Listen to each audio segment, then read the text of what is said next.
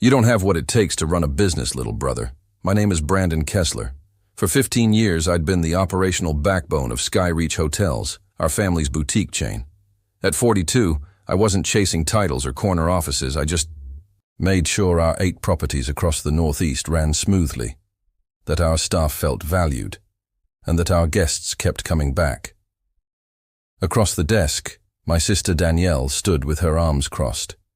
She'd been president of Skyreach for exactly 11 days, ever since our father decided to step into the chairman role. Her first executive decision was apparently getting rid of me. The board agrees we need fresh perspectives, she continued, watching as I emptied my desk drawer. We've hired a consultant from Marriott to handle your responsibilities. I nodded, keeping my face neutral. The board she mentioned was her, our father, and 2 of her business school friends she'd appointed last week. My sister had always been the face of the company, charming investors, speaking at industry conferences, taking credit for our growth. Meanwhile, I handled supplier negotiations, managed renovations, and built relationships with staff, the unglamorous work that kept us profitable. You'll get 6-month severance, she added, checking her watch. Human Resources has the paperwork ready. I placed my family photos in a box, careful not to let anything crack. The framed picture of our grandfather, standing in front of our first hotel in Burlington, the one Danielle had never bothered to display in her office, went in last. Nothing to say, she prodded. Her perfect blazer matched her perfect manicure, not a hair out of place. I just smiled sarcastically. Good luck with the Westbrook renovation. Her eyes flashed with momentary panic. The Westbrook property was our largest, and its renovation was behind schedule and over budget, a problem she'd now have to solve without me. We'll manage just fine, she recovered. My consultant has turned around properties twice that size. I nodded again, picked up my box, and walked out without another word. 15 years of work, dismissed in a 15-minute meeting. What Danielle didn't know, or maybe had forgotten in her rush for control, was that 5 years ago, our father had pulled me aside with advice that changed everything. Never put all your eggs in one basket, Brandon, he'd said. The hotel business is in our blood, but land is where the real value lies. It was advice I'd taken to heart, quietly making moves while my sister collected accolades and titles. As I drove away from our corporate office in Boston, I wasn't worried. I was patient. And patience would pay off when the lease renewals came due in just 3 months. I grew up watching my father build Skyreach Hotels from a single struggling property in Burlington, Vermont, into a respected regional chain. While Danielle shadowed him at industry events and investor meetings, I preferred following our maintenance staff through back hallways, learning how the buildings actually functioned. By 16, I could troubleshoot a malfunctioning HVAC system or negotiate with linen suppliers as well as any adult on payroll. Your sister sees the big picture, my father would say, not unkindly. You see the details that make it possible. It was a balance that worked until it didn't. As our father aged, Danielle's ambition grew. She began bringing in consultants who produced glossy reports suggesting organizational restructuring. And she talked about national expansion, celebrity partnerships, and lifestyle branding. Sometimes I wondered if she actually remembered we were in the business of giving people a comfortable place to sleep. 5 years ago, when our father first mentioned stepping back, I saw the writing on the wall. During a routine review of our finances, I noticed our 3 most profitable properties, Burlington, Portland, and Westbrook, were all operating on land we leased rather than owned. The original owners had been elderly when we signed 99-year leases decades ago, and now their heirs were looking to sell. It's a vulnerability, I told my father over lunch at his favorite steakhouse. If someone buys that land and raises our rates, we're stuck. He nodded slowly. I've been meaning to address that, but with the new property in Providence taking all our capital, I could buy them, I said carefully. Personally, then lease back to Skyreach at the same rates. Now, my father studied me over his glasses. That would require significant personal investment, Brandon. I've been saving, I replied simply. And I believe in our company. The next day, he connected me with our bank. 3 months later, I owned the land under our 3 flagship hotels. The company remained the tenant with a 5-year preferential lease agreement that would need renewal. "Does Danielle know about this arrangement?" my father had asked as we signed the papers. "It's all in the corporate documents," I said. "But she doesn't read those unless she has to." He chuckled. "Your sister sees the forest. You see the trees. Someday she'll understand how important that is." Now, driving home from my last day at Sky Reach, I wondered if that day had finally arrived. I hadn't missed the subtle changes over the past year. Danielle excluding me from strategic meetings, questioning my budget requests, reassigning my best staff. The groundwork for my removal had been laid long before today's conversation. The morning after being fired, I woke at the same time as always, 5:30 a.m. For 15 years, I'd started my day reviewing overnight reports from our properties, addressing any issues before they could escalate. Today, my phone remained silent. No emergencies, no fires to put out, just silence. I made coffee and sat on my back porch overlooking Boston Harbor. The container ships moved silently across the water, constant and deliberate. I'd always admired their efficiency. No wasted movement, no need for recognition, just the steady business of carrying value from one place to another. My phone buzzed. A text from Miguel, our head of maintenance at the Westbrook property. "Heard what happened. Their loss man. New consultant already making changes. Cutting corners on the renovation. Not good." I typed back a simple thanks but didn't offer advice. Not my problem anymore. Another message came through. This one from our father. Breakfast at Rosie's. 8:19 a.m. Rosie's was a diner 2 blocks from our first corporate office. We hadn't eaten there together in years. When I arrived, he was already in a corner booth looking older than I remembered. He nodded as I sat down. "She told me after the fact," he said without preamble. "I would have handled it differently." "But you didn't stop it," I observed. "Not a question," he sighed, stirring his coffee. "Danielle thinks Sky Reach needs to evolve, become more corporate, less family-style management." "And you agree?"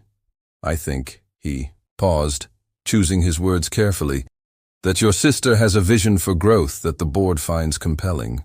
The waitress brought our usual orders without asking. Black coffee and blueberry pancakes for him, eggs and toast for me. Some things hadn't changed. "The land," he said after she left. "Danielle doesn't fully understand the lease arrangements." I cut my eggs precisely. "The corporate documents explain everything. You know, she doesn't read the fine print." He gave me a pointed look.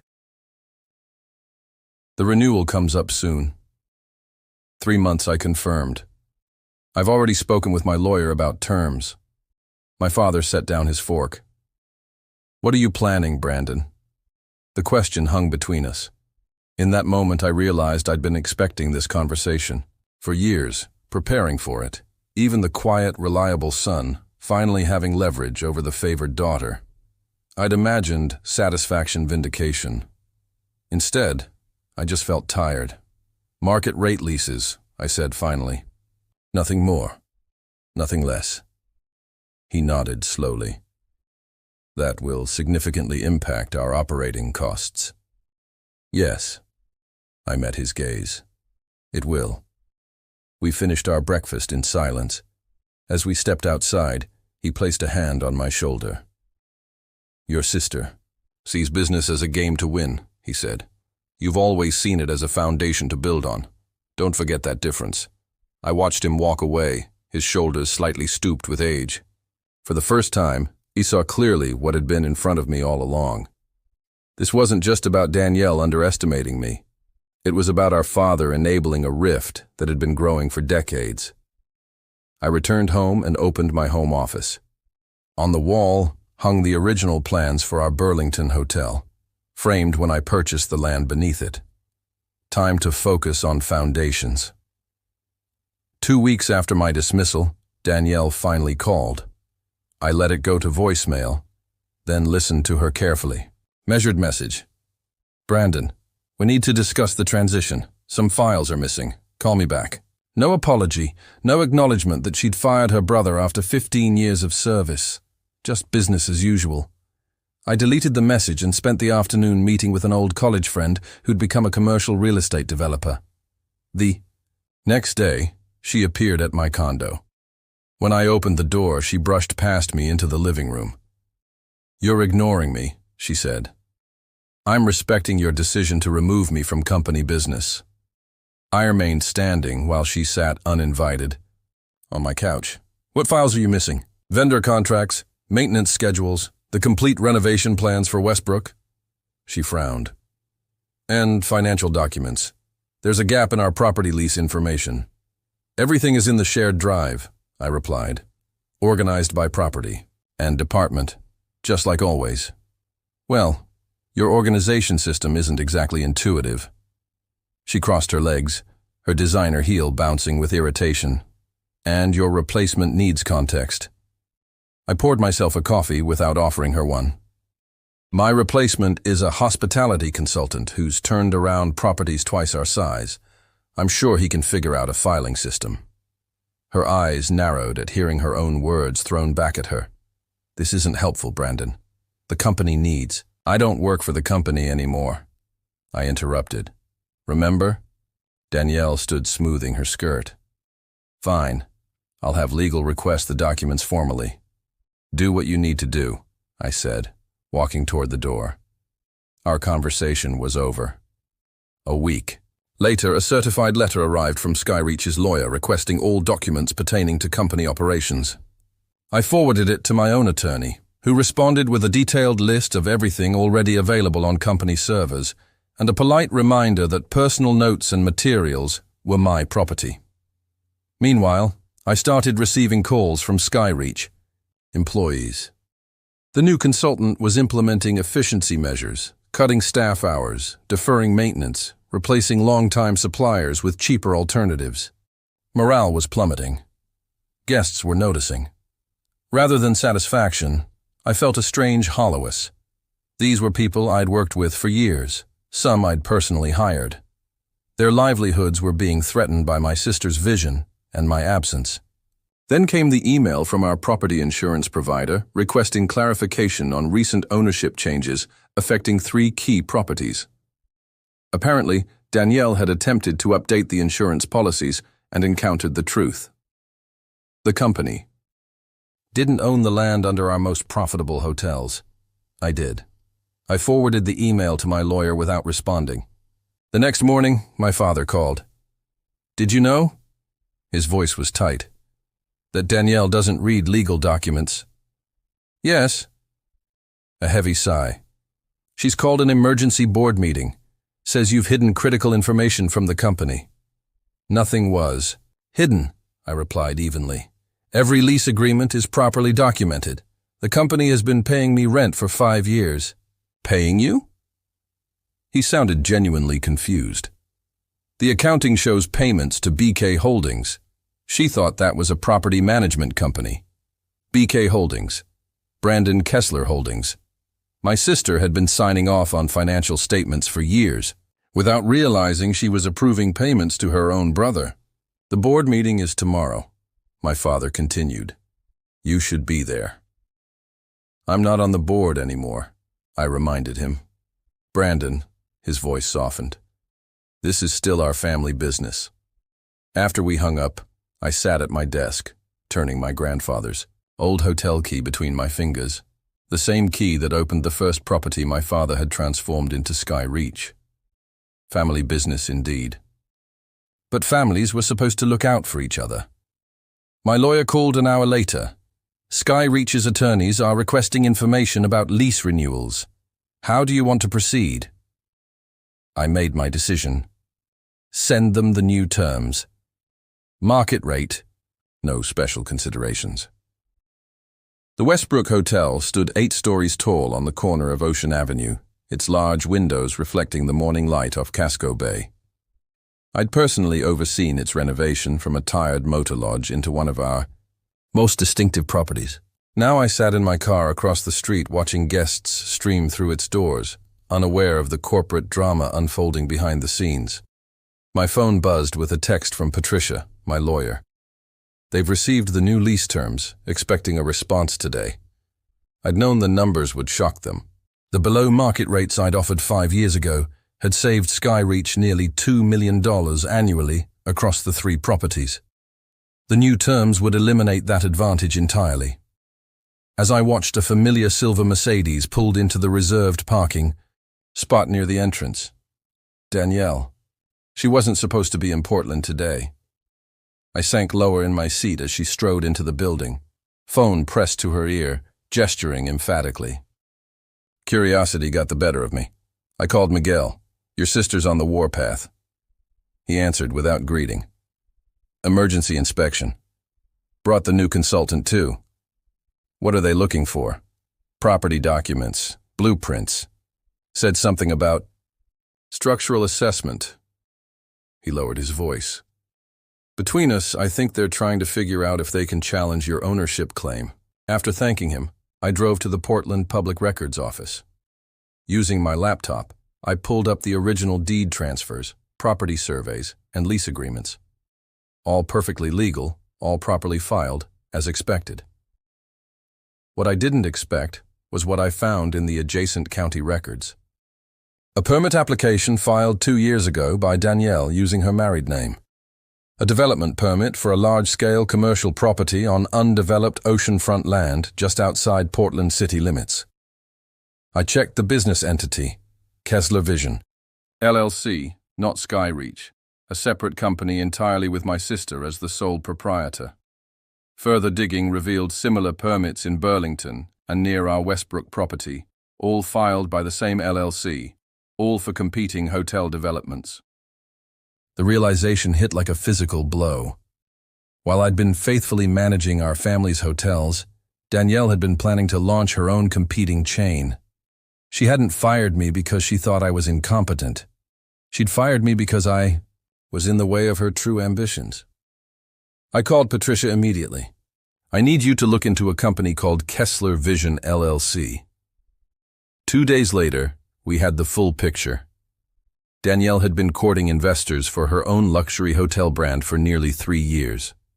Her business plan, which Patricia had obtained through a contact, explicitly mentioned leveraging expertise and clientele developed at Skyreach and targeting the same markets where our most successful properties operated. The morning of the emergency board meeting, I received a call from an unexpected source. Vincent Ross, one of Danielle's business school friends who sat on our board. I've seen the lease renewal terms, he said without preamble. And I've heard rumors about Kessler Vision. Not just rumors, I replied. A long pause. I respected your father. That's why I joined this board. Another pause. Danielle assured us you were stepping away voluntarily, that you wanted to explore other opportunities. Did she mention her own other opportunities? A heavy sigh. No, that's why I'm calling. I heard papers shuffling. The board meeting is at 2. I think you should know that Danielle is going to propose Skyreach sell the Westbrook, Burlington, and Portland properties. Says the lease terms make them unprofitable. The final piece clicked into place. She wanted Skyreach to sell the hotels so her new company could acquire them at distressed prices. The buildings, not the land, creating a complicated situation where her new venture would become my tenant. Thank you for telling me, I said. I didn't tell you anything, Vincent replied, and hung up. I sat very still, letting cold rage wash through me. This wasn't just business anymore. This was betrayal on a level I hadn't imagined. Instead of attending the board meeting, I flew to New York to meet with Julian Hayes, CEO of Commonwealth Hotels. We'd crossed paths at industry events over the years, and he'd once attempted to recruit me. At the time, I'd declined out of loyalty to my family's business, now that loyalty felt misplaced. Interesting timing, Julian remarked as we settled in his corner office overlooking Central Park. I heard Skyreach is considering divesting some properties. News traveled fast in the hospitality world. 3 properties, I confirmed. Their most profitable ones, he leaned forward. And you happen to own the land beneath them. I nodded. A situation. My sister failed to appreciate until recently. Julian's smile was all business. So, what exactly are you proposing, Brandon? A partnership. Commonwealth acquires the buildings when Skyreach sells. I maintain ownership of the land but offer preferential lease terms to you. I slid a folder across his desk. Detailed financials, current operations, and my proposal. While Julian reviewed the documents, I gazed out at the park. 15 years at Skyreach, and I'd never had an office with a view like this. Danielle had insisted the best spaces were needed for client meetings, and her own office, always the face of the company, always front and center. These properties fit our expansion strategy, Julian said finally. But I'm curious. Why not simply raise the rent and force your sister to keep operating them? You'd make more money. Because she's already planning to launch a competing hotel chain, I explained, one that would directly target Skyreach's market. His eyebrows rose while still running Skyreach. That's ambitious. That's one word for it. I kept my voice neutral. I believe her plan was to devalue these properties, have Skyreach sell them, then acquire them through her new venture at reduced prices. With you as her landlord, Julian chuckled. Awkward. I prefer to choose my business partners more carefully. I met his gaze directly. Commonwealth has a reputation for retaining staff during acquisitions. That matters to me. Julian studied me for a long moment. Family businesses are complicated, he said finally. This isn't about family anymore, I replied. It's about doing the right thing for the people who built these hotels. 2 days later, Commonwealth's legal team began drafting acquisition proposals. Meanwhile, I contacted Miguel and other key staff members at the 3 properties, discreetly, informing them of potential changes and assuring them their positions would be secure. The news broke faster than expected. A hospitality industry blog published a piece speculating about Skyreach's financial troubles and Commonwealth's interest in their prime locations. Danielle's response was immediate, a company-wide email denying any plans to sell properties and reaffirming Skyreach's strong market position. Then my father called, his voice weary. The board rejected her proposal to sell. Good, I said simply. She's furious. Says you're undermining the company. He paused. She found out about your meetings with Commonwealth. I remained silent. Brandon, he sighed. What are you trying to accomplish here? The question hung between us, heavier than he knew. What was I trying to accomplish? Revenge, justice, or something more fundamental? A reckoning long overdue? I'm protecting what I built, I answered finally, the same way you taught me. 3 weeks later, Skyreach's stock dropped 12%, following a quarterly report showing declining revenue and increasing costs. The same day, I received a formal request from the board, minus Danielle, for a meeting to discuss strategic alternatives for challenged properties. My lawyer and Julian's team prepared for the meeting meticulously. When the day came, I walked into Skyreach's conference room for the first time since my dismissal. Danielle sat at the head of the table, face tight with barely controlled anger. Our father sat to her right, looking every bit his 70 years. Board members filled the remaining seats, their expressions carefully neutral. I took my place at the opposite end, opened my portfolio, and waited for them to make the first move. Let's be clear about what's happening here, Danielle began. Her voice clipped.